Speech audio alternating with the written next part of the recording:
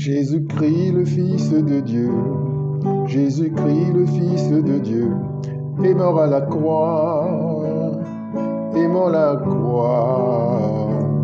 Jésus-Christ, le Fils de Dieu, Jésus-Christ, le Fils de Dieu, est mort à la croix.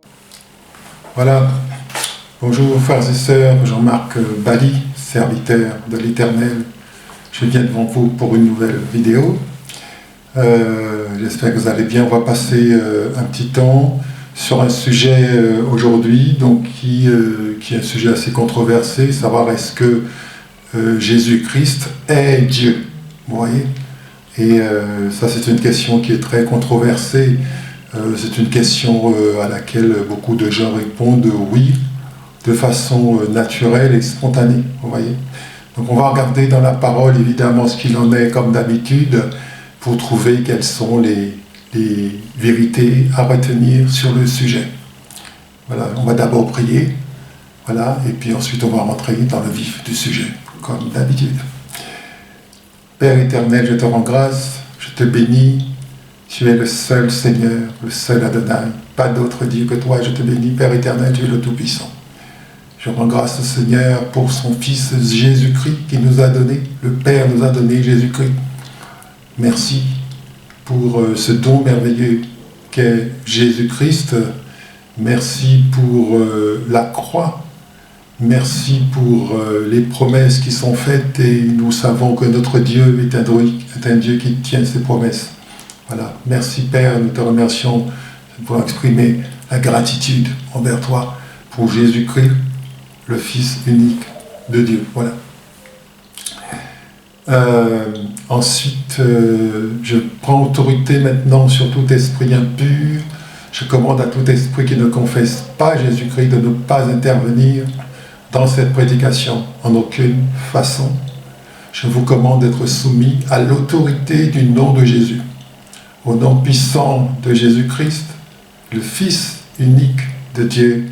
Amen. Je demande évidemment que le Saint-Esprit me guide et m'accorde sa direction éclairée, que mes mots soient les mots de Dieu et que ces mots, bien sûr, atteignent le cœur de ceux qui écoutent la prédication. On ne fait pas des prédications pour faire des prédications, on fait des prédications pour que les âmes soient sauvées. La grande question, n'est-ce pas, frères et sœurs, c'est le salut des âmes. C'est pour cela que Christ est mort à la croix. Béni soit l'Éternel, le Tout-Puissant, le Créateur du ciel et de la terre. Voilà, on va commencer donc dans le sujet, puis on va déjà partir donc sur un premier passage dans le livre des Corinthiens. 1 Corinthiens, chapitre 15, verset 1, je lis. Je vous rappelle, frères, l'évangile que je vous ai annoncé, que vous avez reçu, dans lequel vous avez persévéré et par lequel vous êtes sauvés. Si vous le retenez, tel que je vous l'ai annoncé, autrement, vous auriez cru en vain. Je vais relire ce passage. 1 Corinthiens chapitre 15 à partir du verset 1. Je vous rappelle, frères, l'évangile que je vous ai annoncé, que vous avez reçu, dans lequel vous avez persévéré et par lequel vous êtes sauvés. Si vous le retenez, tel que je vous l'ai annoncé. Autrement, vous auriez cru en vain. Vous voyez ? Donc ça, c'est un avertissement de Paul sur ce que nous croyons par rapport à ce que nous croyons. D'accord ? Il est possible de croire en vain. D'accord ? Il est possible que ce que nous croyons soit à côté de la vérité. Et dans la mesure où on n'est pas dans la vérité, vous voyez, on est à côté. Donc, il est possible de croire en vain, c'est-à-dire que nos espérances soient déçues, parce que nous n'avons pas cru en la vérité, nous avons cru en autre chose, quelque chose qui est à côté de la vérité. Voilà l'avertissement que donne Paul. Donc, vous voyez, le salut, il est conditionnel, selon ce passage, il dit, par lequel, l'évangile par lequel vous êtes sauvés, n'est-ce pas ? Si vous le retenez, n'est-ce pas, tel que je vous l'ai annoncé. Autrement, vous auriez cru en vain. Voilà. Donc ça, c'est des questions qu'il faut méditer, il faut comprendre, ça veut dire qu'il faut être dans le vrai. On est obligé de chercher toujours, vérifier toujours, est-ce que ce que je crois, est-ce que ce que je dis, ce que je prétends, c'est la vérité? Est-ce que c'est ce que dit la parole? Et tous les chrétiens doivent faire la même chose. Tous les disciples de Jésus-Christ doivent faire la même chose. Voilà, donc ça c'est une façon de mettre en place un peu les choses. La deuxième chose deuxième point sur lequel je veux vous amener, c'est sur l'identité de Jésus-Christ. L'identité de Jésus-Christ. Je crois que tous les chrétiens sont d'accord pour dire que Jésus-Christ est le Fils de Dieu. D'accord? Ça veut dire qu'il est le Fils du Père. N'est-ce pas? Je suis d'accord avec ça aussi. Jésus-Christ, c'est le Fils du Père. Dans le passage des Colossiens, chapitre 1, verset 15, l'apôtre Paul va un peu plus loin dans la définition. Il dit, j'ai pris un petit passage, il dit, « Il est l'image du Dieu invisible, le premier-né de toute la création. » Ouais. Il est l'image du Dieu invisible, il est le premier-né de toute la création. Vous voyez? Là, ça va un petit peu plus loin dans la définition de l'identité de Jésus-Christ. Donc, image du Dieu invisible. Le Dieu invisible, évidemment, c'est le Père, n'est-ce pas? Le Dieu invisible, c'est le Père, donc ça veut dire que le Père nous est invisible. Ok? Et que, par conséquent, l'image dont nous disposons, c'est le Fils. D'accord? Donc, on ne peut pas voir Dieu directement, on ne peut voir qu'une image, n'est-ce pas? Et l'image qui nous est permis de voir, c'est le Fils. D'accord? Donc il est l'image du Dieu invisible. Le propre d'une image, c'est d'être visible. Si vous voulez voir quelque chose, vous ne pourrez voir qu'une image, n'est-ce pas? Donc la fonction d'une image, c'est d'être visible. D'accord? Et donc, en fait, il est l'image du Dieu invisible. Ça veut dire que si vous voulez avoir une vision du Dieu invisible, mais vous aurez cette image-là. Vous aurez l'image de Christ. Vous voyez? Donc, Christ est une image. C'est l'image du Père. Ok? Ensuite, vous avez donc l'autre partie du verset qui est... il est le premier-né de toute la création. Ça, c'est très fort comme déclaration aussi. Et on n'en parle pas beaucoup. Mais en fait, ça veut dire que Christ fait partie de la création. Parce que c'est quelqu'un qui a reçu la vie du Père. Donc, il est le premier-né de toute la création. Donc, dans la création, vous avez un être qui occupe la première place et qui s'appelle Jésus-Christ. Donc, quand on fait partie de la création, quand on est un premier-né de la création, ça veut dire qu'on est une créature. Vous voyez? Donc tout ça, ça démystifie beaucoup de choses, et c'est vrai que des gens peuvent ne pas du tout être d'accord avec ce que je dis.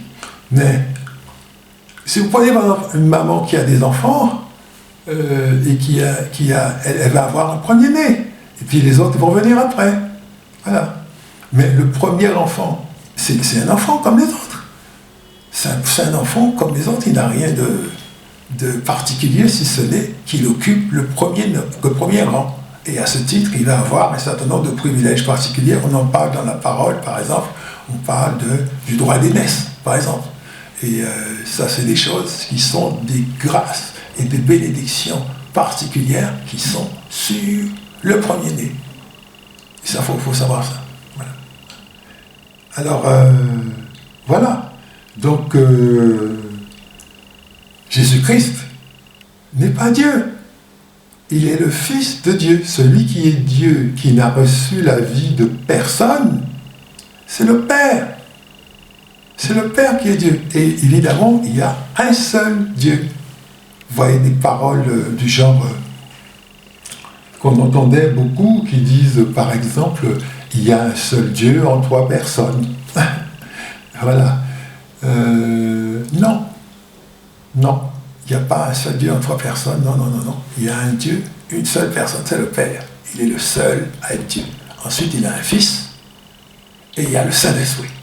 Le Saint-Esprit, c'est un esprit. C'est un esprit qui est au service du Père.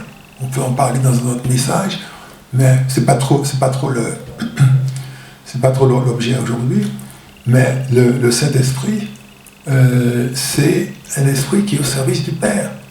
D'accord? Le Saint-Esprit, c'est un exécutant. C'est quelqu'un qui va accomplir la volonté de Dieu. D'accord? Il va faire beaucoup de choses. On parle aussi du Saint-Esprit. Le Fils, c'est différent. Le Fils, son travail, c'est de permettre que la porte puisse être accessible. La porte du salut puisse être accessible aux hommes, en prenant sur ses épaules leurs péchés. D'accord? Et celui qui a décidé de tout cela, tout ce qu'on appelle le plan du salut, c'est le Père. C'est pas le Fils. Le Fils, il a obéi. Bien sûr, il a l'amour pour le Père. Bien sûr, il a l'amour pour les hommes. Bien sûr, il est à adorer, il est à respecter. On le verra dans la suite. Mais à aimer, à élever. Mais il n'est pas Dieu. Il est le Fils de Dieu. Et ça, bon, je tiens à le dire parce qu'il y va du salut des âmes que de croire en la vérité. D'accord? Si vous croyez les choses de n'importe quelle façon, vous n'aurez pas les résultats escomptés. Et voilà. Donc c'est extrêmement important de comprendre quelle est la place de Jésus-Christ, n'est-ce pas? Au milieu du Père, du Saint-Esprit, des anges et tout ça. Quelle est la place de Jésus-Christ? Mais Jésus-Christ est le premier-né de toute la création. Donc il est au-dessus des anges, il est au-dessus de tout. Tout ce qui a été créé, Jésus-Christ est au-dessus. Le seul qui lui est supérieur, c'est le Père. Voilà. On va continuer dans la démystification des choses. J'ai un exemple qui m'est venu pendant que je préparais ce message. Nos amis africains, ils ont une tradition qui fait que les hommes d'un certain âge, ils les appellent papa. D'accord? Quel que soit l'homme en question, ils peuvent appeler l'homme papa parce que l'homme, et ça fait partie de leur tradition. D'accord? Sur le plan génétique, l'homme n'est pas le père, mais on lui donne l'honneur, le respect, la gratitude, la considération, n'est-ce pas? Tout ce qui s'ensuit, comme s'il était le père génétique. Vous voyez? Et on l'appelle papa. Voilà.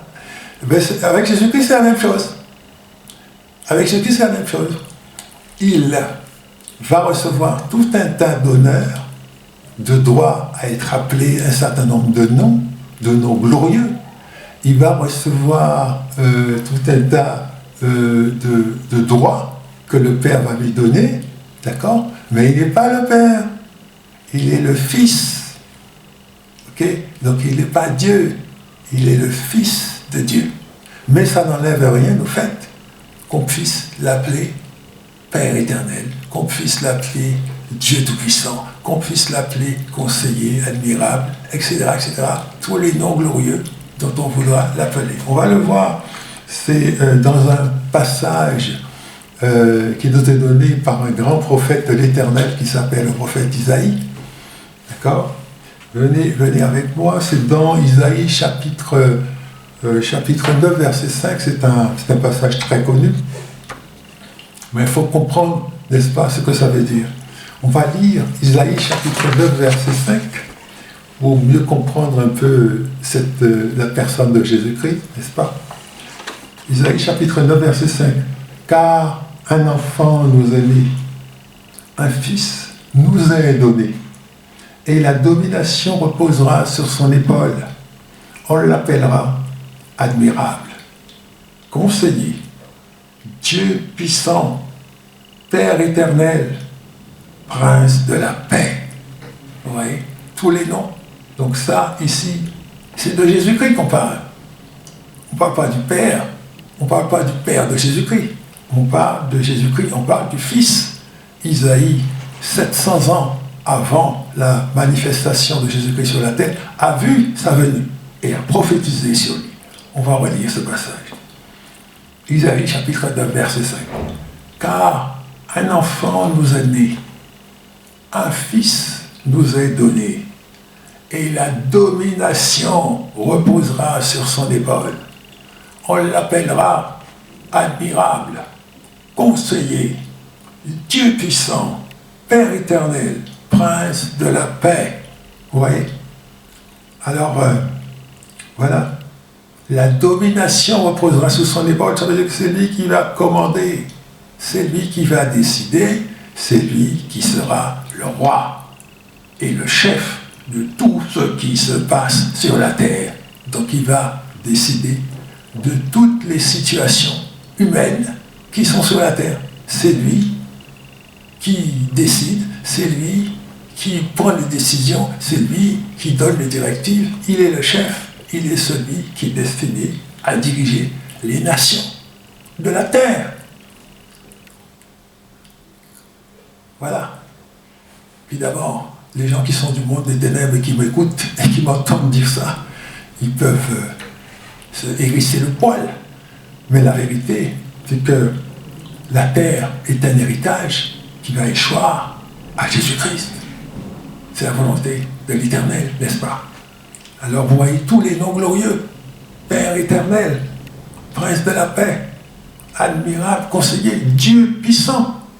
On a le droit de l'appeler comme ça, parce qu'il a réussi sa mission et le Père l'a élevé et a permis cela. D'accord? On a le droit de l'appeler comme ça, mais il y a quelqu'un qui lui est supérieur. C'est le Père. Voilà. Il faut absolument que ça soit compris. Alors, on va parler d'un autre point sur Jésus-Christ, un dernier point sur ce message dans le livre de Matthieu. Donc on va parler des attributions de Jésus-Christ, c'est-à-dire en fait, effectivement, il va recevoir des attributions. C'est un petit peu comme quand vous êtes nommé à un poste, mais vous avez un certain nombre d'attributions, des choses que vous avez le droit de faire, des choses sur lesquelles c'est vous qui allez décider, des choses sur lesquelles c'est vous qui allez donner votre aval, et puis vous aurez un certain nombre de limitations. On va vous dire, voilà votre périmètre ou votre juridiction, comme on pourrait le dire. Voilà. Alors, on en parle dans le livre de Matthieu, chapitre 28, à partir du verset 16. Il est écrit: les 11 disciples allèrent en Galilée, sur la montagne que Jésus avait désignée. Quand ils le virent, ils se prosternèrent devant lui. Mais quelques-uns eurent des doutes. Jésus, s'étant approché, leur parla ainsi: tout pouvoir m'a été donné sur le ciel et sur la terre. On va redire ce passage, Matthieu 28, verset 16. Les 11 disciples allèrent en Galilée, sur la montagne que Jésus leur avait désignée. Quand ils le virent, ils se prosternèrent devant lui. Mais quelques-uns eurent des doutes. Jésus, s'étant approché, leur parla ainsi: tout pouvoir m'a été donné dans le ciel et sur la terre. Voilà, vous voyez. Donc, ça, c'est la juridiction de Jésus. Il y a même d'autres passages de la Bible qui vont plus loin, qui disent: tout genou fléchira dans les cieux, sur la terre et sous la terre. Vous voyez? Donc Jésus-Christ, vraiment, c'est celui qui va commander, qui va tout commander dans les cieux, sur la terre et sous la terre. Donc c'est quelqu'un qui a tout reçu du Père. Nous concernant. Alors dès que nous avons quoi que ce soit, mais c'est vers Jésus-Christ qu'il faut aller. C'est vers Jésus-Christ qu'il faut aller, n'est-ce pas? Donc j'invite ceux qui ont des doutes, ceux qui vont vers d'autres entités, à reconsidérer leur choix. Parce que, encore, il y a un autre passage que je n'ai pas mis ici, mais c'est dans le livre de Timothée, où on explique clairement que le seul médiateur entre le Père et les hommes, c'est Jésus, c'est le Christ. Donc ceux qui veulent s'adresser au Tout-Puissant, qui veulent lui poser des questions, parce que le Tout-Puissant, il a créé, c'est tout. Nos petits problèmes ne sont pas des problèmes pour Dieu. Il faut bien se mettre ça dans la tête. Je peux avoir tous les problèmes que je veux, mais pour Dieu, ce n'est pas des problèmes. Il est le créateur du ciel et de la terre. Il peut tout régler. Voilà. Il peut tout comprendre, il peut tout. Voilà. Mais Dieu a des plans et Dieu a des désirs pour les hommes. Et il veut que les hommes soient sauvés. Voilà. Alors, je vous invite à réorienter votre marche, la trajectoire de votre vie, de façon à considérer le Christ comme le numéro 1, comme celui vers lequel vous devez aller et lui accorder la première place dans votre vie. Je pense que c'est le meilleur investissement qu'on puisse faire. Tout ce qu'on peut avoir dans notre vie, un jour, ça disparaîtra. La parole dit même, le ciel et la terre passeront. Ce n'est pas les petits euros qu'on a accumulés dans une banque, c'est pas la belle voiture que j'ai devant ma maison, c'est pas la grande maison dans laquelle je vis, etc., ma carrière, peu importe. Tout cela disparaîtra, frères et sœurs, ça disparaîtra. Voilà. Qu'est-ce qui va rester? Il va rester ce qu'on aura investi en Jésus-Christ. Voilà. Donc la parole, voilà. Le ciel et la terre passeront, mais les paroles ne passeront pas.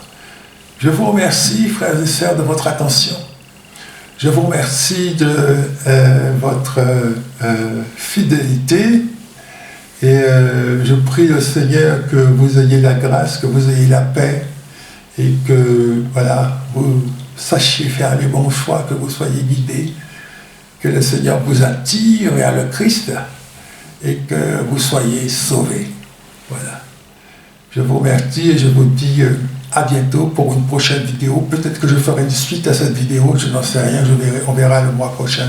Voilà, je vous bénis, je vous rends grâce.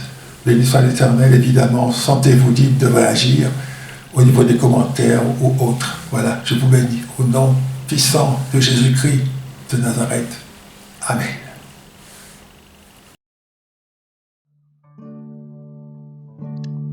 Jésus-Christ, le Fils de Dieu, Jésus-Christ, le Fils de Dieu, est mort à la croix, est mort à la croix. Jésus-Christ, le Fils de Dieu, Jésus-Christ, le Fils de Dieu, est mort à la croix, est mort à la croix. Il a sauvé mon âme, mes transgressions sont effacées. Il a sauvé mon âme, je suis réconcilié avec Dieu. Il a sauvé mon âme, mes transgressions sont effacées. Il a sauvé mon âme, je suis réconcilié avec Dieu. Jésus-Christ, le Fils de Dieu, Jésus-Christ, le Fils de Dieu, est ressuscité, est ressuscité. Jésus-Christ, le Fils de Dieu, Jésus